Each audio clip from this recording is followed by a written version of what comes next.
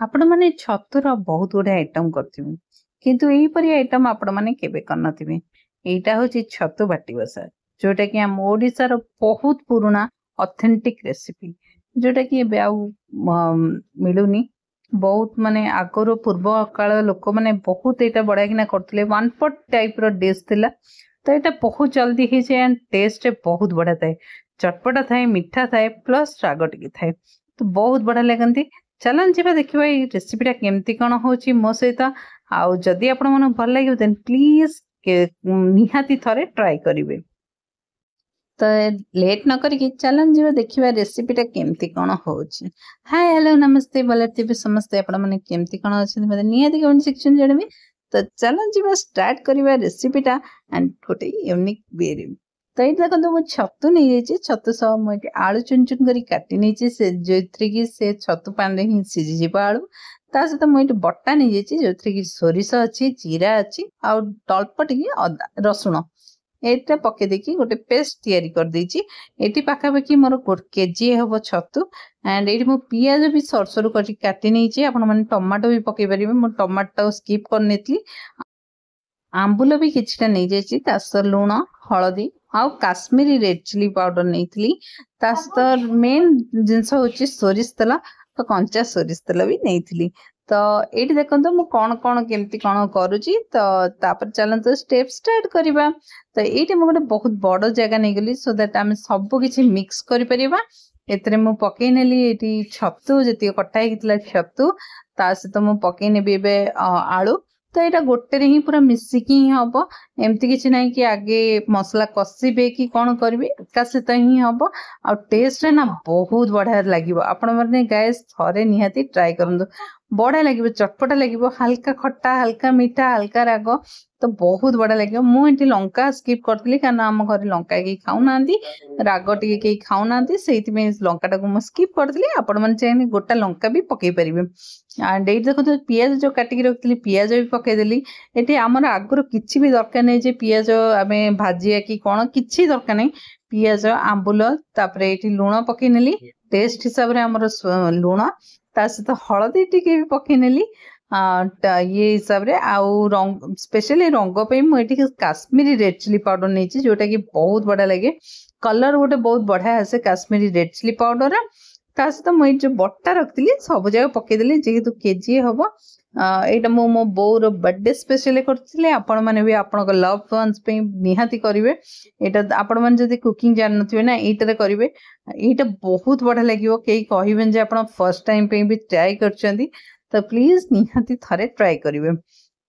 तो मुझे कहीदे सब जिनस पकईनेली भलसे गोल नवा तो आपण मैंने हाथ चाहिए गोली पारे मु चामच गोली नौ कारण यहाँ सहज गोली हो सहित मु छाड़ी देती तेल तेल आणिक भी पकई नेबी सोरिष तेल एबे mix mix mix mix mix कर नवा।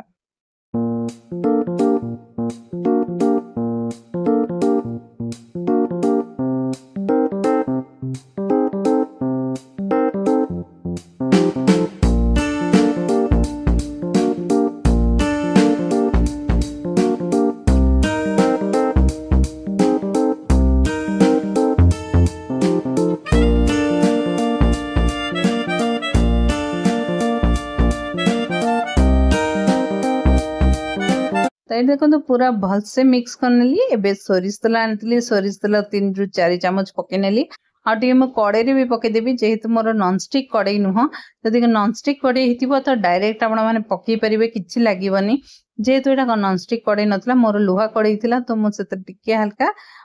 तेल पकई तो ये तेल पकईदेली भी भलसे मिक्स मिक्स मिक्स कर नवा।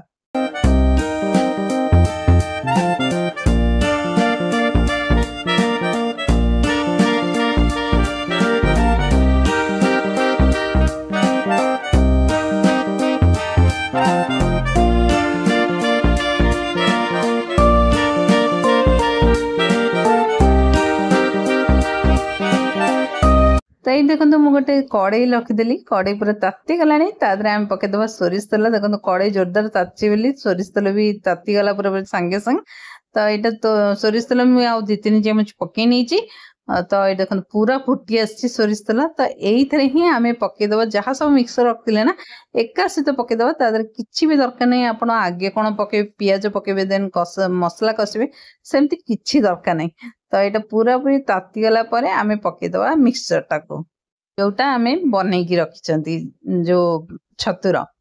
तो ये देखो ये नहीं आसली पकेने भी बहुत जोर से ताती जाता बोली पूरा ये हो गला तो एबे आको मु पकेदेवी पूरा स्लो आंच रे पकेबे केबे भी जोर से करेंगे ये देखो पूरा स्लो आंच जोर से कले माने कौन कले पानी एक सुखी जीव एंड सिझिया भी टिके टाइम लगे तो ये स्लो रे कले कौन छतुर जो पानीटा बाहर से ही से बढ़िया किना सिझी जीव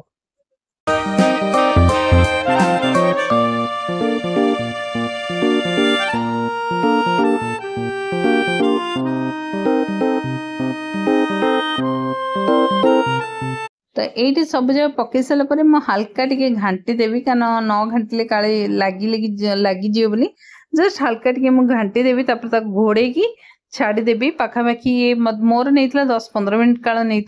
एंड ये देखो फुटी पलि आसला बढ़िया कि फुटी आसला एंड बहुत बढ़िया साउंड भी होची आप मैंने शुणी पारे तो यहाँ को आउ थे मिक्स करदे ये गला अलमोस्ट माने पाखापाखि तो 80-90% हो गला हाल्का टे आलू थिला हाँ छतु मु कौन करी ना छोट जेहेतु काटी से पूरा पूरी मिसी जाइए तो आपण मैंने ट्राए करेंगे टे बड़ काटापी मुझे छोट काटी बोली टे ये थिला मिसी जाइए एंड यहीटा ना